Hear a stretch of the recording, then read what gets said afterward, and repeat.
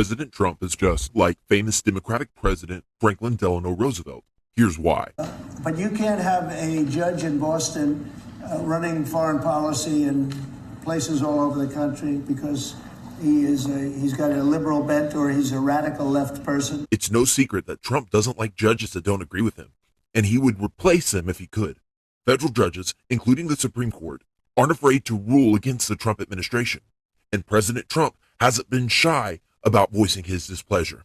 Franklin D. Roosevelt also ran into problems with federal judges, particularly on the Supreme Court.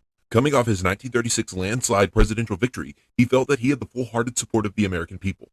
The Supreme Court was split with a 5-4 conservative majority, and Roosevelt didn't like how they obstructed some of the pieces of New Deal legislation. His supporters in Congress proposed a law that would have allowed him to put a judge on the Supreme Court for every judge over the age of 70. This would have allowed him to appoint 6 new judges and, consequently, shift the political leanings of the court to the left. Roosevelt wanted this court-packing legislation to pass, even calling for it during his March 9, 1937 fireside chat. People today recognize the importance of a judiciary independent from the Trump administration, and even Roosevelt's most ardent supporters saw the problems with his court-packing plan. The founders intended the judicial branch to be independent of politics. That's why they gave them lifetime appointments. But